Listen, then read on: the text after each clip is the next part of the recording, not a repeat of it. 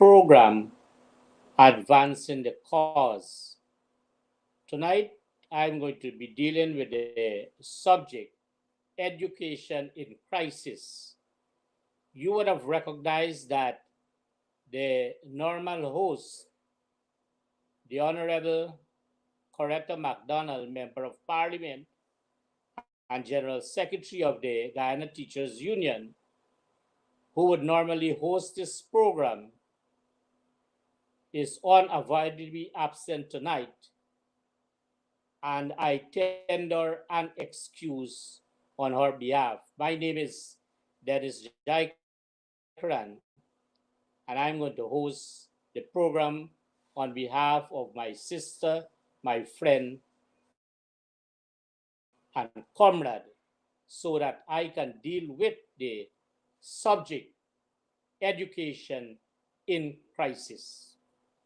And so I'm going to tonight deal with, first of all, the teachers' strike and some other important issues as it relates to education nationally and at the regional level. Today is the 17th day of the teachers' strike. And may I at this point say that despite the fact that the 7th day, 17 is on us, the disrespect to the Guyana Teachers Union and the teachers across this country continues to be received from the entire Ministry of Education, including the Minister of Education, the Permanent Secretary, the Chief Education Officer, and all the officers of the Ministry of Education. And I would be happy, so happy, if somebody can say to them that this program is on air and you can tag them so that they can be part of the listening audience and to recognize that our teachers are suffering. They continue to suffer, and the Ministry of Education continues to keep its silence. That is not going to work. As long as they continue to keep their silence, we are going to continue with this strike. And since I said today is the 17th, it is important for us to understand what is it and why is it our teachers are on strike. But let me say upfront that I want to thank all our teachers who are engaged in this strike action. And their engagement does not necessarily mean that they are on the picketing line. There are different forms in which they show their cause of this strike. And so, viewers, it is important for us to be able to go through a few facts. And I say to you, I dare say to you, this is a program advancing the cause that we always speak the truth. There's nothing that we speak here that anybody can say otherwise or that we are libelous.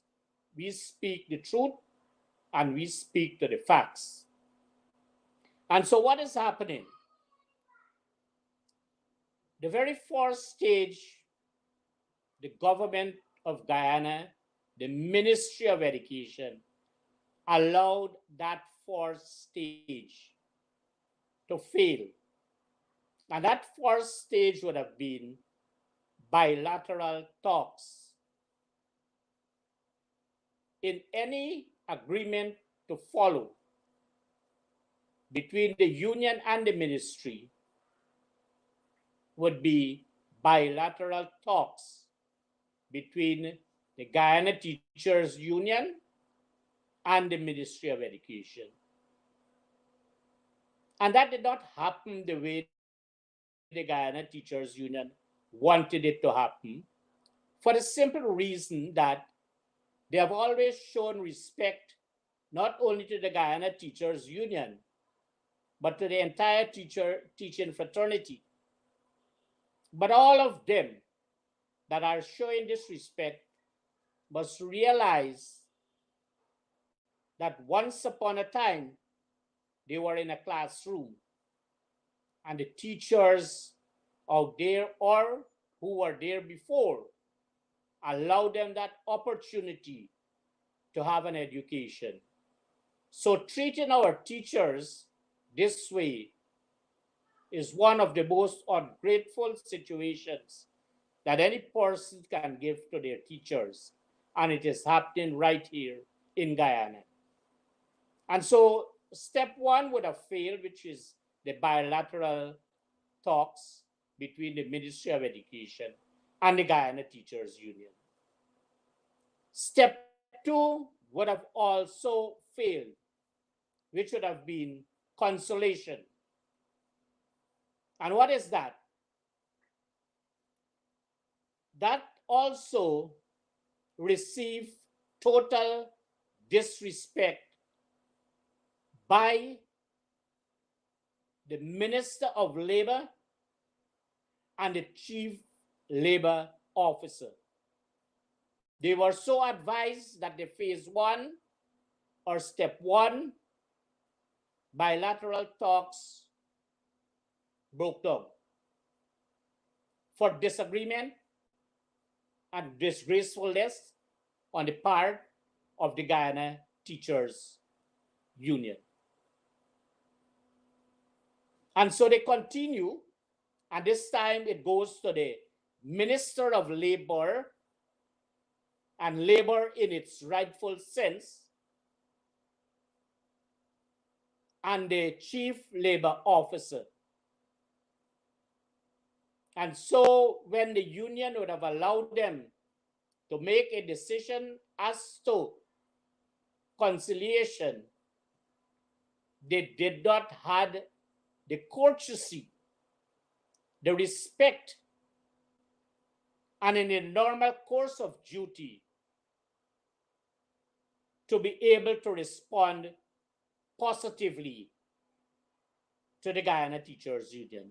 And so that process, step two, failed, and failed tremendously, because what we are paying our public officers to do, meaning the Minister of Labor and the Chief Labor Officer to do to serve the people, they are failing the people of this nation. They are failing the teachers of this nation. And may I at this point say that the motto of the Guyana Teachers Union is, we mold the nation. They were molded by teachers. And if that molding would not have been enough, their purpose would have been defeated even before their appointment, either as the Minister of Labor in the form of Joseph Hamilton and the Chief Labor Officer, which name I do not know and I don't care to know, because he has failed tremendously in this entire process. And so phase two, step two, would have failed tremendously because of the misdeeds, the inaction of, the disrespect and disregard for the Guyana Teachers Union and all our teachers in this country. And so there's the third step, and that third step is arbitration. And what is the arbitration process all about? Is to allow a person or persons to be appointed names submitted by the Guyana Teachers Union, agreed upon by the authorities, if they are authorities, therefore. And so they allowed that process to work. And the Guyana Teachers Union did as rightly as they have always done. And they continue to do that, wrote the Minister of Labor and the Chief Labor Officer, advising them that step one would have failed, bilateral relationship, bilateral talks between the Ministry of Education and the Guyana Teachers Union, and failed because, I repeat, because of the disrespect of the Minister of Education and all her officers, including the permanent secretary. And step two would have failed tremendously, as is because of the failure of the failed Minister of Labor, Joseph Hamilton, and the failed Chief Labor Officer, whatever his name. It doesn't matter to us at this time. And so the union thought it fit, as I would have said earlier on, to write to, in respect that we have the Guyana Teachers Union, to the Minister of Labor and the Chief Labor Officer, in an effort to allow the arbitration process. To date, they have not responded. And since they have not responded,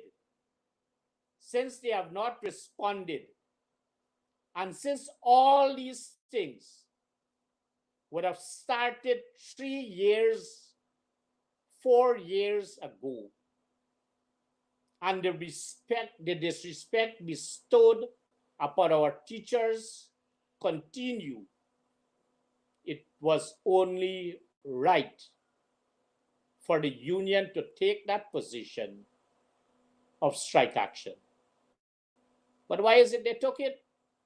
They took it because thousands of our teachers that now are on the picketing line might have had a disagreement with the executive of the union, and so advised them that if no action is taken, they are going to take the action.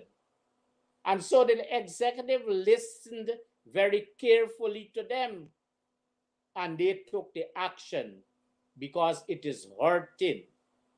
It is hurting because they were treated in a way that teachers do not treat their children. And I know full well that when all of them that allowed this process to fail would have been at school, they were guided by the teachers. And so as it is, our teachers will continue to strike, will continue to take the necessary action, would continue to write, will continue to do for to allow for justice on their part. And so those processes would have failed. And so our union, the Guyana Teachers Union, did not in any way became disheartened because of that. They still followed procedures as established, step by step, stage by stage. And you would have recognized that from day one, that solidarity messages from different countries came to the Guyana Teachers Union. because it is their concern also. And they made it their duty to send solidarity messages. Internally, other sister unions, organizations, and agencies publicly came out and supported, and they continue to support the Guyana Teachers Union. And quietly, some who can't speak publicly are in agreement with the Guyana Teachers Union for the action taken because they recognize that they were not treated the way they ought to be treated. So what the teachers did, the union did, the union wrote to the what you call the international, the education international. And so I said that they are following stage by stage. And so let me read a letter to you because it is important to you, for all of us, to recognize that not only is the Minister of Education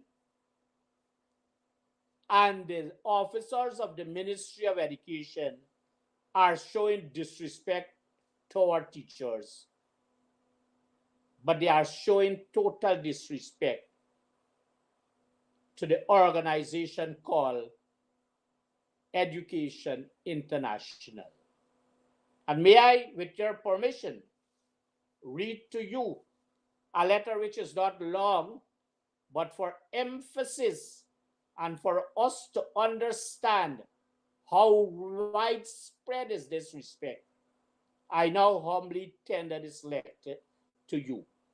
This letter is from Education International, and this is based in Brussels, and the letter is dated the 28th of February 2024. And it is addressed to, and because I'm reading the letter, I'm going to use the first word, Honorable Priyamanik Chan, Minister of Education, 26 Bikram, Georgetown, Guyana. In my own right, I would have said Priyamanik Chan. But that is far gone. And so let me continue with the letter. By mail, urgent follow-up resolution of the GTU strike through ILO intervention. That is the subject. And here reads the letter. Dear Honorable Minister Manik Chan, I am writing to express concern and disappointment regarding the lack of acknowledgement or response to the previous communication dated 16 February, which highlighted the ongoing challenges faced by the Guyana Teachers Union in initiating negotiations with the relevant authorities. Disrespect, not only for the rule of law and the constitution locally, but they have spread their wings of disrespect and disregard for international organizations. I continue to read. Despite the tireless efforts by the GTU to engage in dialogue, and I made mention of that when I spoke to the bilateral talks regarding crucial matters such as salary increases and non-salary benefits for teachers, it is disheartening to note the absence of fruitful dialogue. Sad situation. In our initial letter, Education International highlighted the importance of a collaborative approach based on the provisions of International Labour Organization, Convention 98,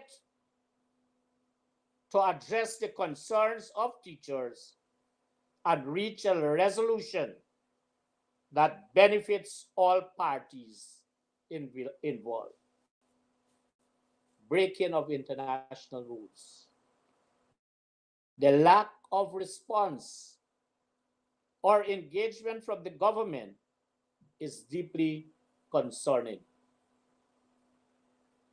Given the urgency and seriousness of this matter, we are left with no choice but to consider escalating the issue. Hear this part, but to consider escalating the issue to the ILO level, which is the International Labour Organization level, an arm of the United Nations. That is not in a letter, that is what I said, an arm of the United Nations. The Guyana Teachers Union, as an affiliate of Education International, is entitled to the protections and rights,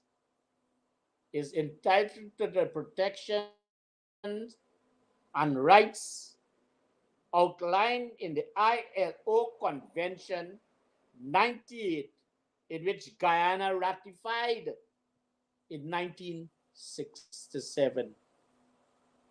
The ILO, in its mission to promote social justice, strange phrase to Guyana, social justice, very strange to this government. An internationally recognized human and labor rights has consistently emphasized the importance of collective bargaining in settling disputes related to the determination of terms and conditions of employment. We urge the government of Guyana to prioritize collective bargaining with its servants and to consider conciliation. Remember, I talked about the second step, conciliation, by an independent body if negotiations are unsuccessful. I ask of you to take immediate action to acknowledge and address the concerns raised by the GTU. Entered into meaningful negotiations guided by fairness. I don't know if that is with this government and the Ministry of Education. And respect, again, I don't know if that exists.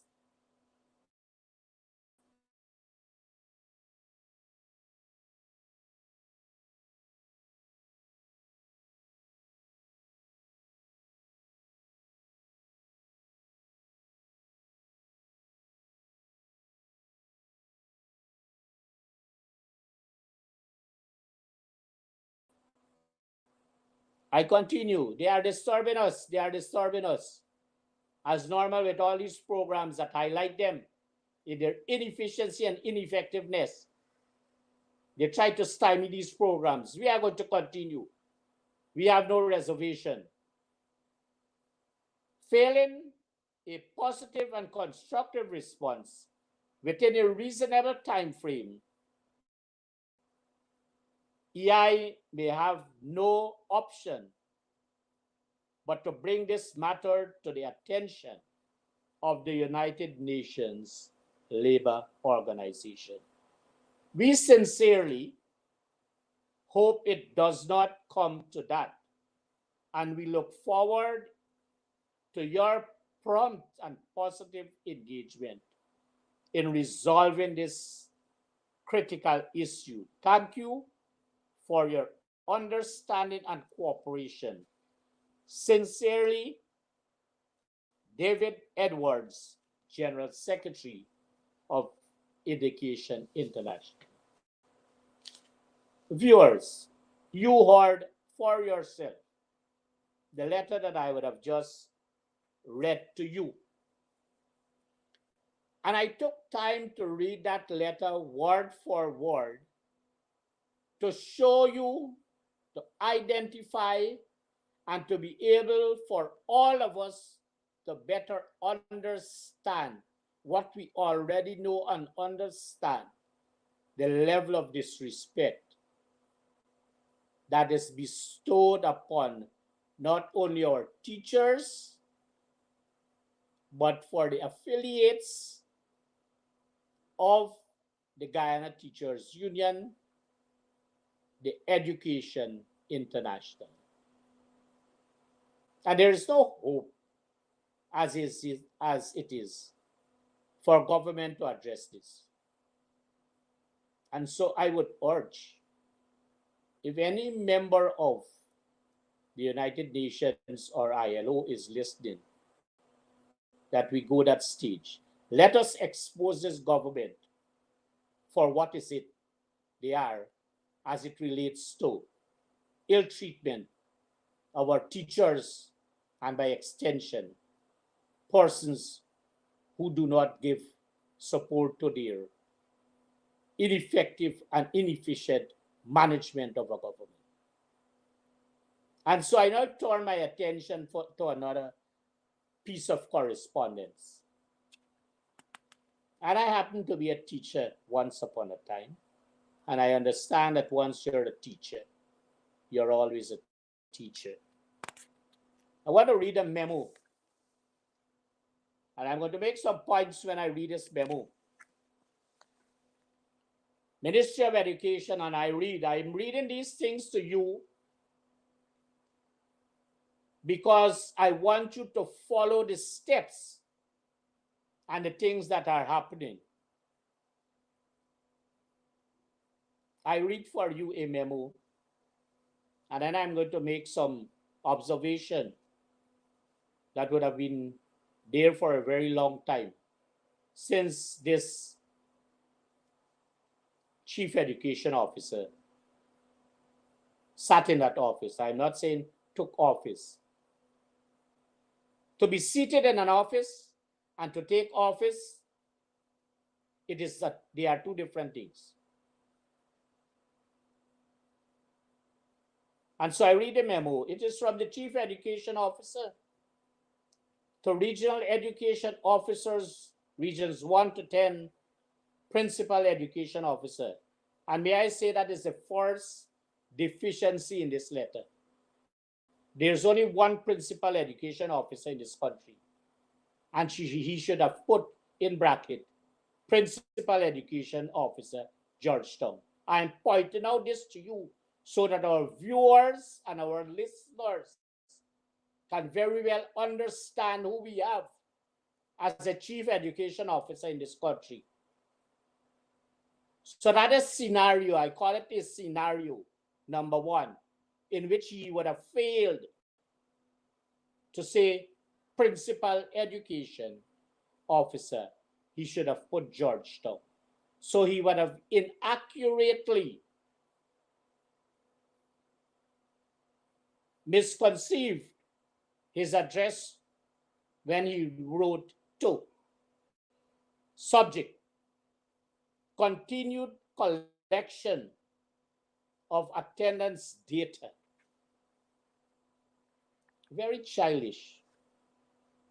Can you imagine the chief education officer sending a piece of correspondence at this time when teachers' rights are trampled upon, dated the 27th of February 2024? And here is what his memo said. The Ministry of Education MOU has received from each of the 11 education districts a list of teachers who were absent from their substantive school without prior permission or leave up to the period of Wednesday, 21st February 2024. Let me point out, this is a chief education officer, has very serious problems about punctuation. And you are sending this, as would have said, to all the regional education officers and to the principal education officer, George. So if this is the chief education officer, and this is the quality, then we can imagine down the line what is that level and what the quality is down the line.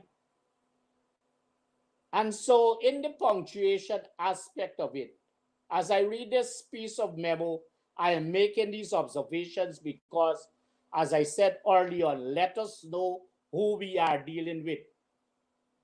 Simple as it is, the children that are in grade 6 would say to you that there should be a comma after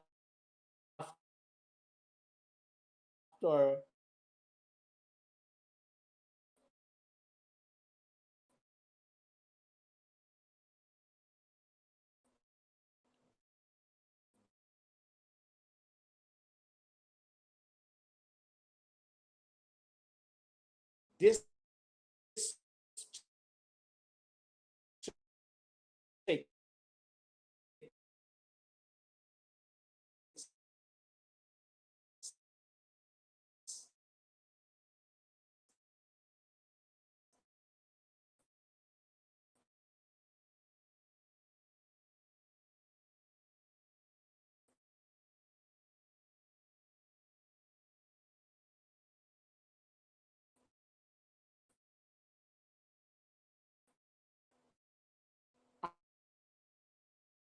and then to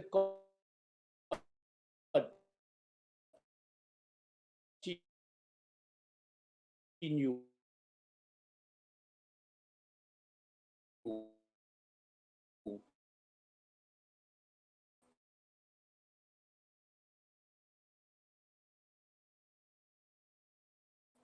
a list.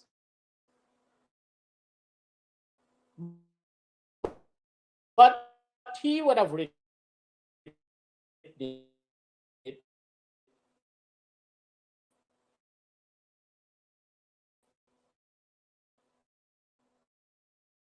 and then if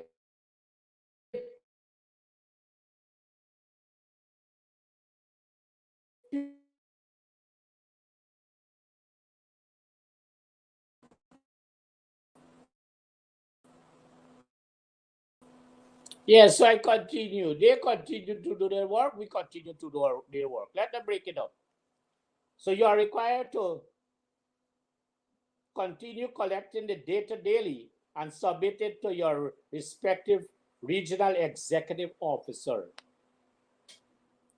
And copy your submission to the Office of the Deputy Chief Education Officer, Administration. To be clear, just imagine a memo. To be clear, the orders made by Justice Kisun are temporary. The government of Guyana will not pay teachers for the day that they did not work. Contempt of court. We are advised that a final order from the court is expected to be made accordingly, and consequently, the information collected above will be utilized to determine teachers' salary. It is not teachers' salary, it is the payment of teachers' salary. This is the quality of man we are dealing with. This is the quality of a chief education officer. Please note that all submissions must be made by 16 hours for the previous day. Well, every day they have to submit. This is for your information and immediate action. Yours respectfully, Saddam Hussein, Chief Education Officer. Let me say to you, when you conclude, and I'm speaking, let the Chief Education Officer listen now. And let the officers of the Ministry of Education listen now. Let the Minister of Education, to whom they report, and the PS to whom they report on a daily or hourly basis, let them know of the level of officers that they have. You do not conclude a piece of correspondence with words like "your respectfully" or anything like that. All you do is to sign your piece of correspondence, meaning the memo, because you would have already said at the top from whom it came, to whom it came. So when I sign and you put Sada, are we teaching in school? I wonder, this chief officer would have, and Ireland, actually his English teacher of goal and not in primary school. I ask him or tell him how is it concludes in memo. The observation.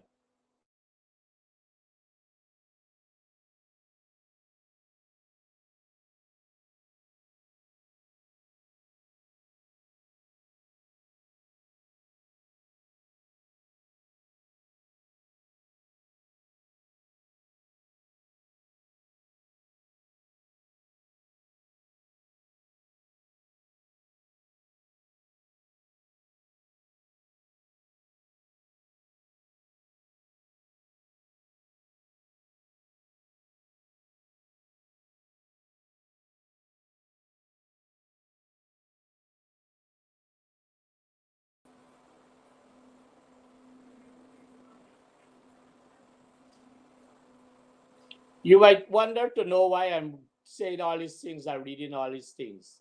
I'm doing this because of the subject we are discussing, education in crisis. And it is in real crisis because we have a chief education officer who cannot, in any way or any form, do a simple memo to education officers and principal education officer Georgetown. I put that word so that he's going to know. And then he would have totally disrespected, as he would have normally done since he sat in the seat. Remember, I'm not saying took office, sat in that seat, warming it up day by day.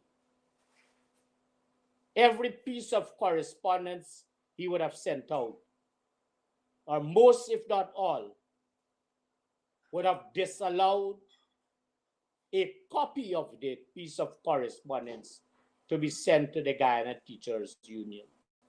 An important agent, stakeholder in the education system. So here comes the decision of Justice Kisun. And I read it to you because it is very short. You see, what I'm doing is I'm sequencing the events from where we started,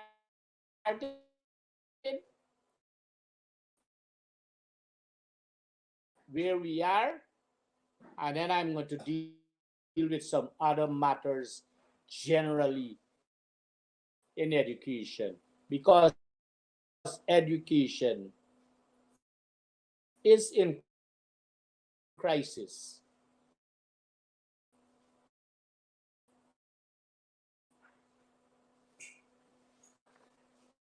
This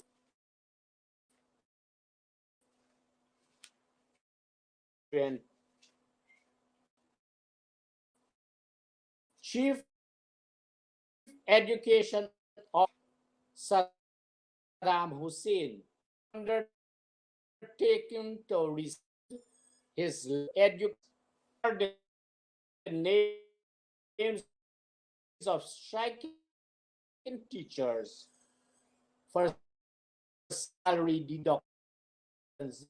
Did I not say that? It is not the piece to tell him that the judge had to educate. He apologized, and he should have apologized for the statement he gave. I want to suggest he should statement he gave during Mother Dorm's fire. And remember, I want to suggest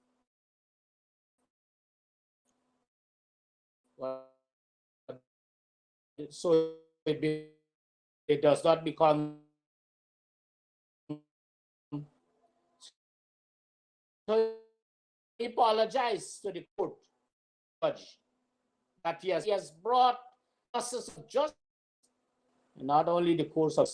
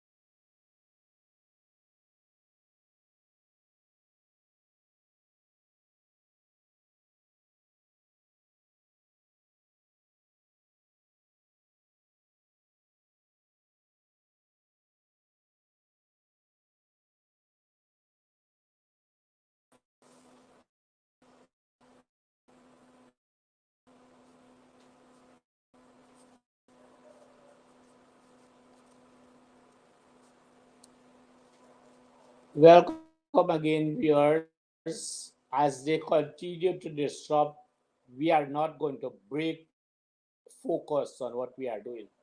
We are dealing with education in crisis. And so, what to do? And the judge has also requested by teachers and has asked the sides to submit possible names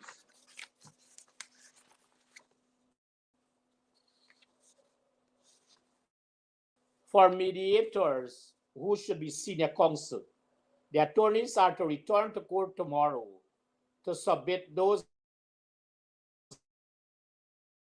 names if they agree. That is a decision for the law and those who are representing the sides. And so they meet tomorrow. But a victory in our teachers here by the court once more would have been my consideration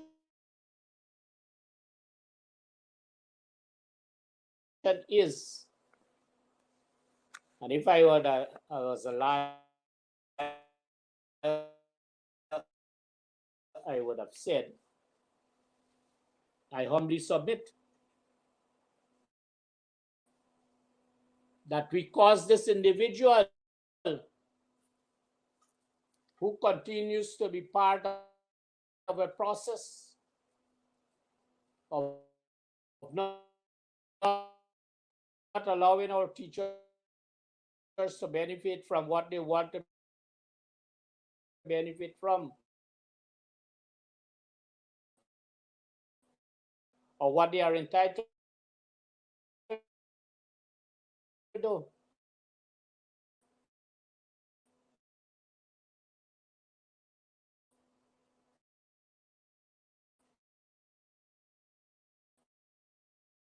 To,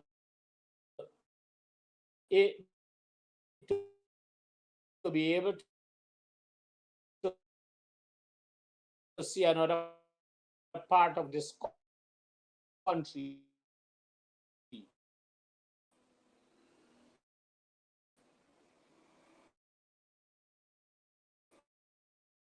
that might not be to his benefit.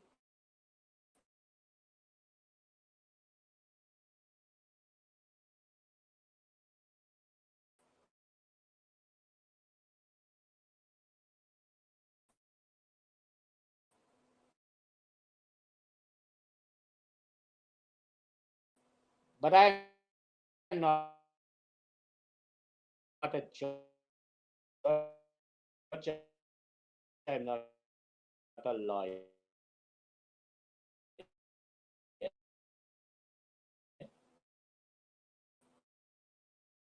I'm a teacher by profession.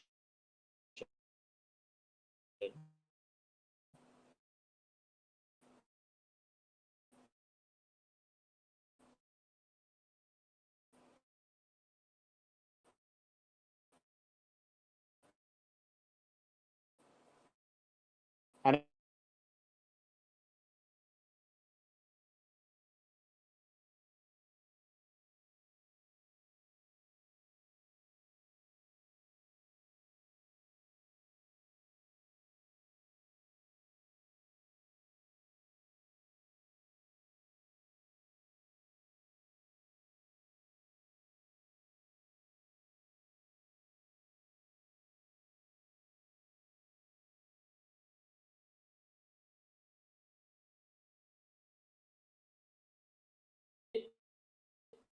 do I think have it and so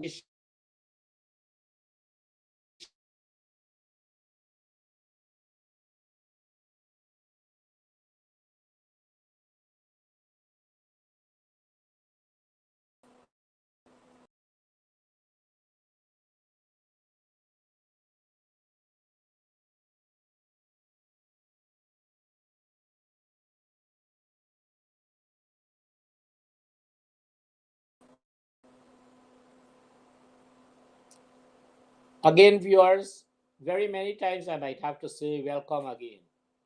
We return once more after their disruption. So I'm dealing with some of the challenges that our teachers would have faced during this period, and I'm dealing with one in region 2 or a few in region 2, but it should be for all the regions and for all our teachers across this country, because they might have been faced with the same challenges that I'm putting out here. So they started by using a shed um, east of the Department of Education, and that shed was constructed for public use.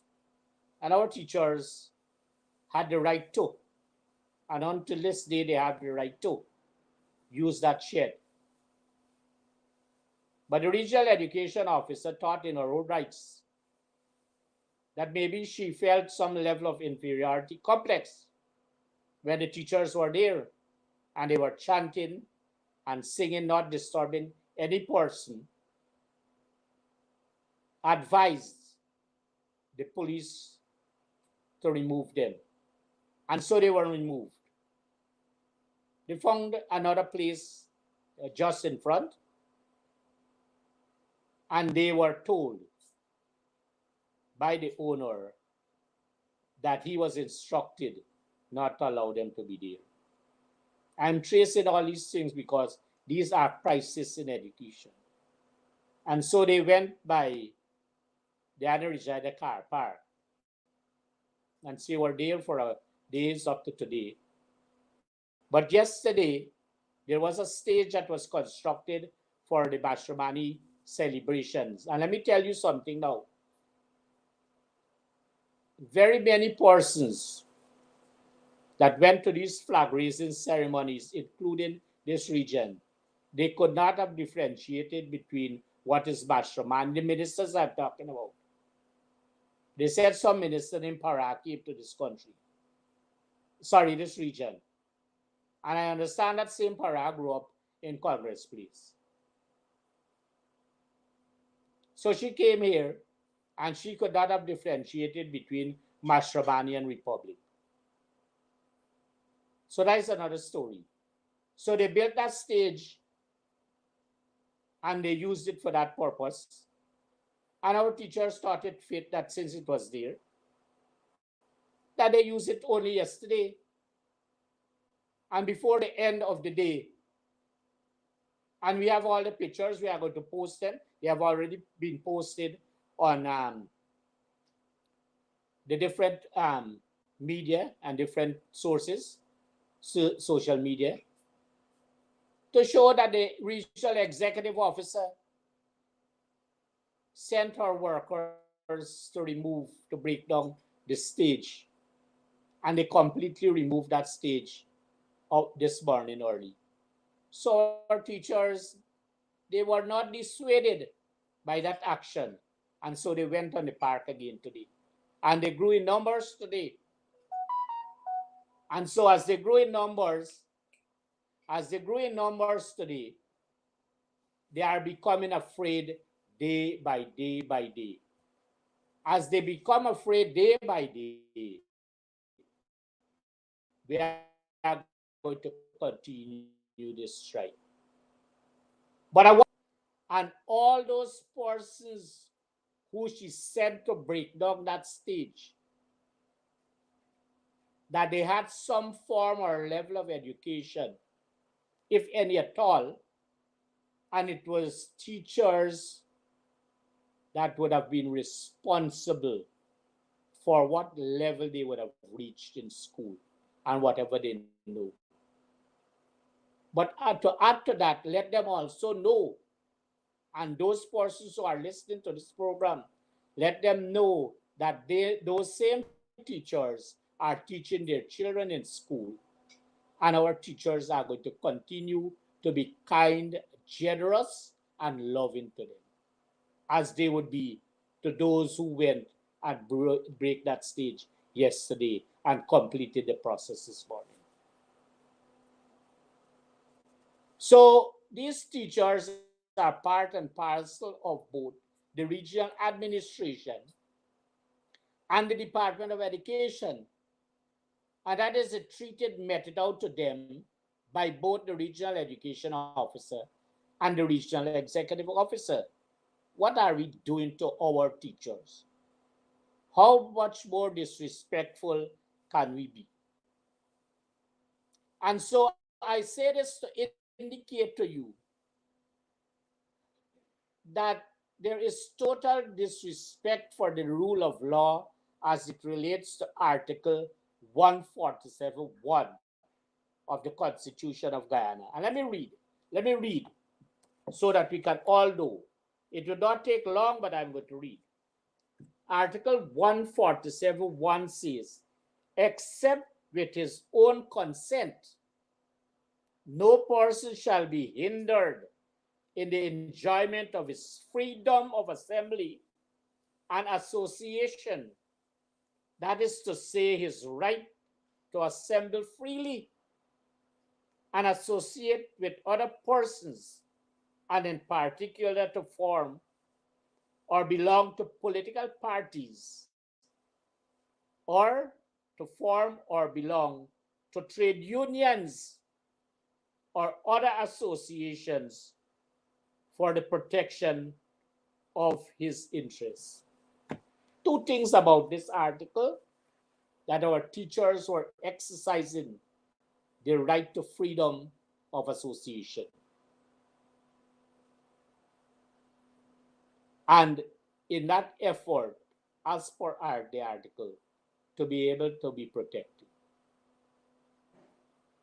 And I make that batch there. They had no protection from the persons who are the superior officers, the regional education officer and the regional executive officer. Disrespect, disrespect. So I advise some of our teachers, this is crisis time in the education system, and you are out there. And so these are some of the little advice that I would want to give you. Please, I beg of you, whether it be by hand or by registered mail or normal mail, be careful. You may choose to, by your own right, not to receive a piece of correspondence in an envelope. That is your right to receive or not to receive, to sign or not to sign. That is your right. Because you do not know what is in there. And since somebody is going to tell you they don't know what is in there, they don't know that, then it becomes your duty to be very careful. Least you know that something is there and you have searches in your house by the police, as they like to do. The rightful people they go to, and the people who are illegal, doing illegal business, they are their friends. So they might come to you. So our teachers on the line, we have to be very, very careful. Be careful with messages you receive. Be careful, very careful. These are some little advice. Be careful as to vehicles parking in and around your area, meaning where you live, especially if they are tinted vehicles. You have to be careful. You don't know who is there, because there are levels of which people are dissatisfied with what the teachers are doing for their right. And so you have to be able to be looking out for that.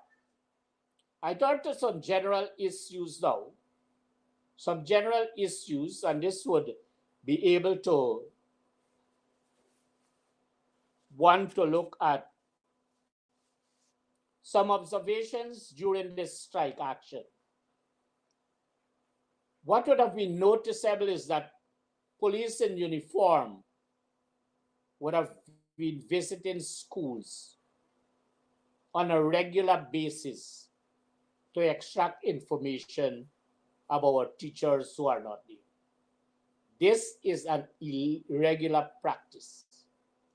They are not supervisors of the education system. And they have ways and means if they want to extract any information to do it. But to be bold enough to go to our schools in uniform with sirens blasting on the road, getting to these schools is irregular. And let us look out for that. We are told that across this country, our teachers, this is alleged by senior officers of the Department of Education, all the departments of education and central ministry. And we know that while it is alleged, it might be a situation that we need to look at. An amazing thing in this region, which is another observation, that there are a number of seconded persons. I say persons. And I now identify one is an AM and one is an HM. Going to these schools, trying to speak to graduate head teachers, telling them, you are not just a work. What are you doing here? That is the premises of the head teacher. The head teacher has an instrument of appointment by the Teachers Service Commission. Had I been the head teacher, I would have asked those persons, what authority do you have? You are seconded persons to the department. You have no appointment, and therefore you have no duty to visit my school. But we do not have those types of head teaching. So we have to straighten this thing, because they are going to use all aspects and all things possible to them to let our head teachers and teachers who are supporting the strike action become afraid of them.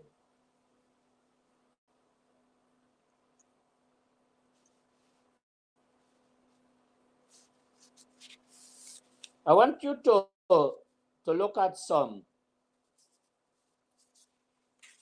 allocations of the Department of Education, because I think it is only fitting that I make mention of that now, because I would have moved from the general to specific now.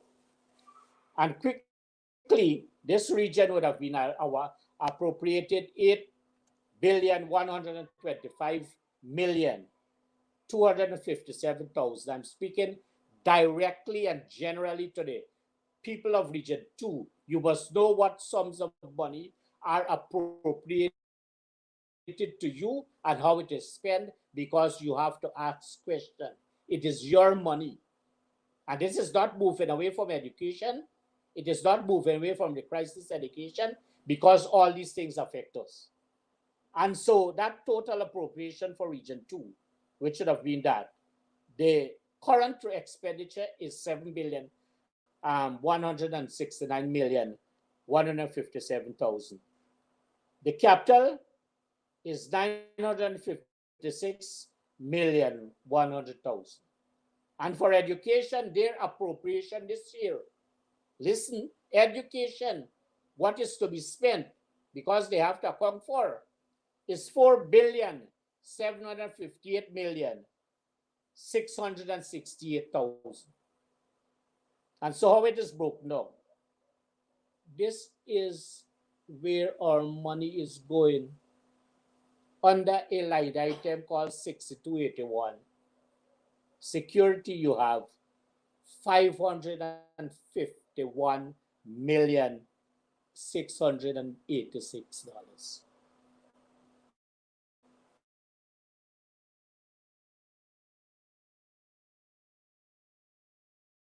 For national and yes, this one is spent by the department. I noticed they tried to cut me off when I was giving figures. They have $30,045,000. Parents, this is to be spent on regional and other events where they have your children participating, traveling to Georgetown and what have you, and giving them swank and buns, and they cater for different things to give them. And they get the meals of something at 2 o'clock, their lunch, and they get dinner at till 8 o'clock in the night. And that is how they treat your children for $30,045,000. And for training, What are they doing with this sum of money? 18,769,000. This is so because many of them are benefiting many stakeholders that are friends to the Department of Education and Regional Administration. And let me say that I heard it somewhere when I was at a function that at the Department of Education, that an officer, his in-law, is always providing snacks and lunch for activities organized by the Department of Education. And I was further told that the spouse of an officer is always signing a contract to provide music and public address system. That is what I heard.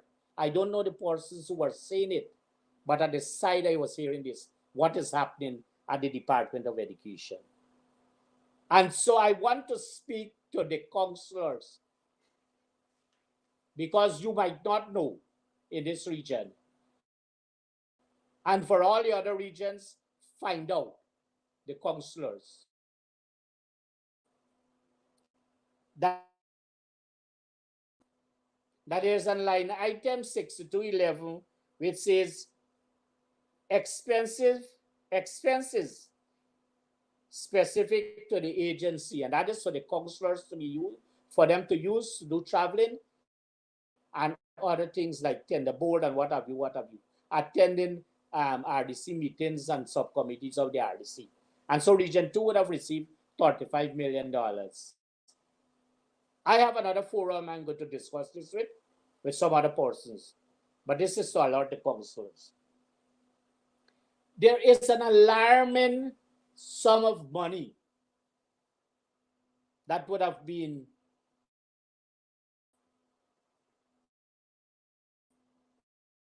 accounted for 2023. And I hope that somebody is going to be answering that question sometime, because I'm going to raise it in public places.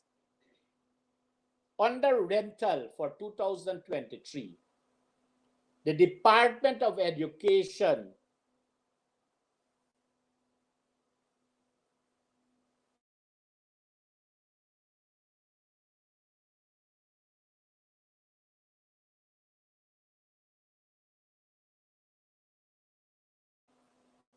the Department of Education paid $12 million for rental of bill. I don't know rental for what, but here it says rental for building, rental for building in 2023. Which building? Where this building is located? Who used this building? For what purpose they use this building? And this, I'm raising these issues as for region 2. I'd say region 3, because I was once a functioning officer at some level in that region. And so somebody has to say to the public, and I'm saying this so that the people in region 2 can act, where this $12 million, who this body was paid to. And so we can be able to have that clarified sometime or the other. And so I do not know. I do not know that a boat, the purchase of a boat, as appropriated in the money this year for education, $9 million. A boat, that is what has been recorded in the budget. A boat, $9 million. I'm raising these things so that we can ask questions. Hard questions need to be asked, and good answers need to come. And parents, you have to know that $35 million would have been appropriated for the purchase of furniture and equipment for schools.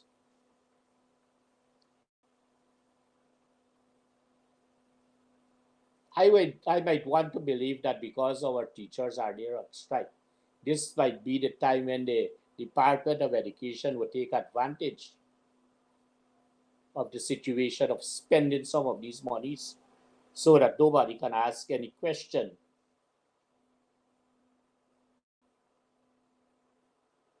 Here is one. For the provision of schools, education facilities, and payment of retention. This is on the capital. $300 million.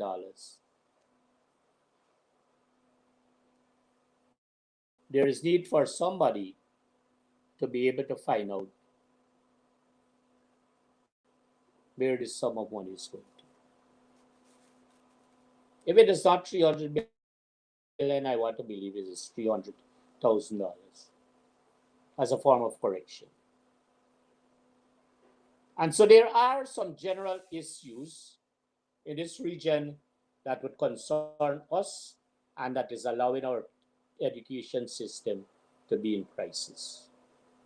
Again, I heard at a particular function that there is a certain gentleman living in a certain scheme in the township that once you visit his home, you are able to garner a contract from the regional administration.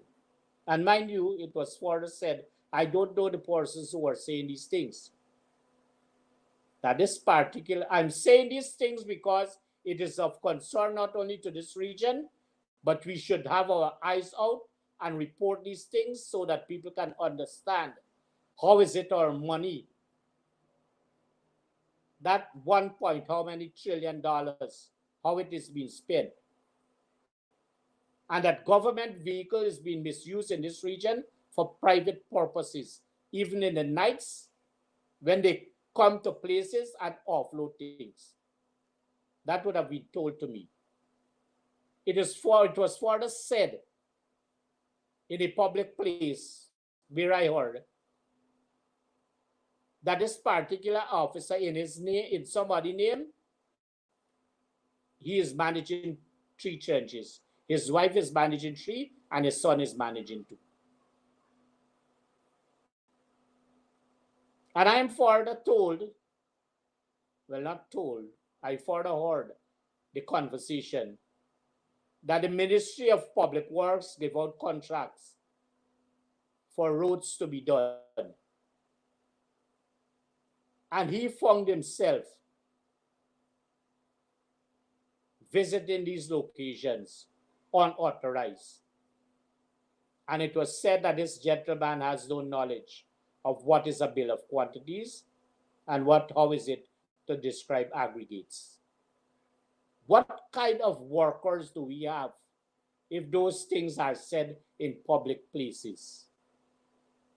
How can we conceptualize that the money as appropriated for this region and other regions can be spent wisely so that our children can go to school, can receive the best education, can be able to be in good schools, walk on good roads, if they are good roads rather, and be able to do these things.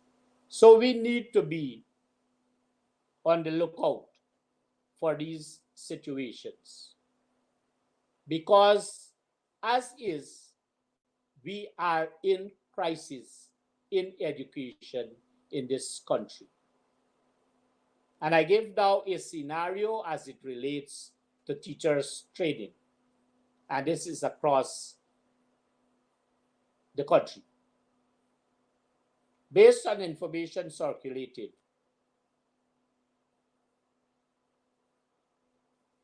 may I suggest that the intake of teachers at our in-service and pre-service, nursery, primary, and secondary level are questionable as it relates to their level of qualification. And may I say that I suggest, and once I say I suggest, it does not become libelous. And I was told that for the very first time in this country, that teachers training achieved 100% pass of our teachers. I would hope, I would hope that that is not part of the crisis in education in this country. When those same teachers go to the classrooms and do not properly and are not properly advised by the Department of Education, how is it they can perform their duties? And so, viewers, tomorrow becomes day 18 of this teacher's strike. And every day there is an increase in numbers. And I dare say to you that the increase in numbers does not necessarily mean the number of persons you see on the strike, on the road, or wherever they gather in any part of this country. Because, as I said early on, they do it in different forms, they do it in different ways. And so we need to be able to support. I ask of the public to support our teachers, to be generous with them, because one day we would have passed through their hands. And you know that you benefited. Allow them at this stage to benefit from your kindness, from your goodness. As we continue on this another program, we are going to continue to highlight aspects of the education system that would have failed us tremendously, especially over the past 3 years and prior to 2015 and after 2020. Prior to 2015, tremendous trouble in the education system. After 2020 rather, an increase in the crisis in education system. And nobody from the education ministry seemed to understand the way forward. Removing those people with the skills and those who can multitask, and putting people who do not have the kind of training and cannot multitask and do not have the skills would not bring education to where we want education to be. And that is what is happening now in the Ministry of Education. And that spin-off goes to the departments of education. There's poor supervision and mismanagement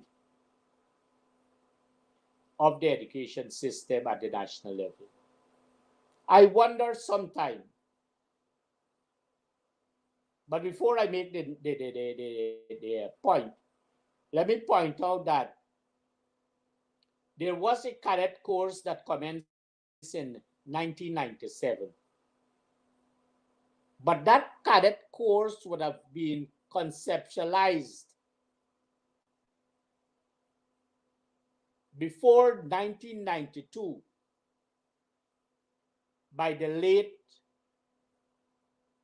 Derek Bernard, who served as a minister of education. And so they took 5 years because it was not their plan They took 5 years to bring that. I am making the point to say to you, the objective of that course, the cadet course, would have enabled persons adequately qualified, one, to go on the course, and secondly, when they would have completed, having had a number of attachments to various sections of the Ministry of Education and the departments of education across this country, to be able to go in managerial positions so that they can be functional and effective and efficient.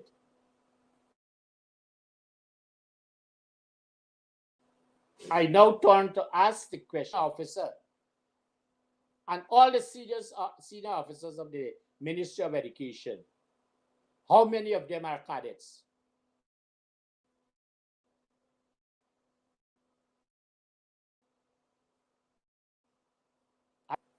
And to be advised that none of them might have been a cadet. None of them might have been a head teacher, an education officer, regional education officer. And so that is the reason why we have this whole question of why education is in crisis. NSORD is in crisis. Teacher training is in crisis. The management of the Ministry of Education, from the minister right down to all the officers of the Ministry of Education, the PS, the Chief Education Officer, the Deputy Chief Education Officer. I don't know how many they have. The system provides for 3, but they change structures and they do not operate with structures. And a number of Assistant Chief Education Officers. And the Chief Education Officer is writing pieces of correspondence, memos, so to speak, and doesn't know that there's only one principal education officer, and that is in Georgetown. And he writes wildly. And once you can write wildly, you are sure to be in trouble, and the system you manage, you are sure to create the crisis theory. And there is where we are at this point in time. There is our area. And I make my final submissions by saying that recently the CARICOM heads of government met in this country. And it would be amazing to see the amount of money that would have been spent to host that conference.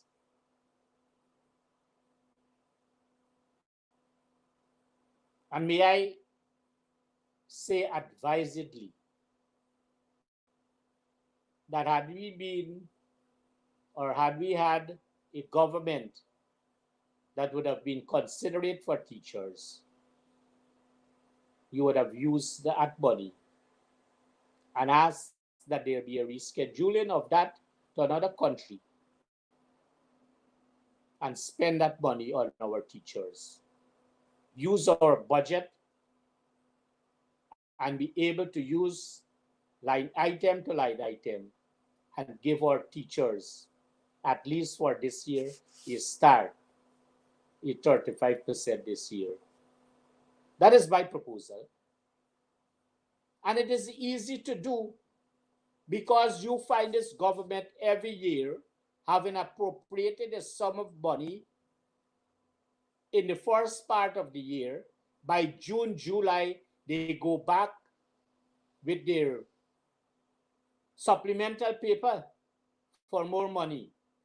Why not put what sum of money you have for salary for teachers now, give them that increase, and let it go for whatever period it would go. If you give them that 35% increase, I said that is my suggestion, so that we take education out of crisis. And then at appropriate time, the minister takes to cabinet and then to parliament a paper so that they can have a supplementary paper, so that they can have additional money, as they would have done in other cases for roads and what have you. I'm not saying the Ministry of Education build their roads. And allow our teachers to be able to benefit from a supplemental paper. And so there's going to be more appropriation. And you get education out of the crisis it is in at this time. Ladies, gentlemen, viewers, I want to, in closing, say that our teachers, based on the information received, would continue the strike action. We are grateful for those teachers who would have given tremendous support, the public that would have given tremendous support, and the strength and courage is there for teachers to continue. May I close by saying that regardless of the situation, education is still in crisis and will continue to be in crisis until and unless we make a decision to remove from whom we have in government and to ensure that there's a new government the next time around when elections are held. Thank you. Have a good night and may God bless you.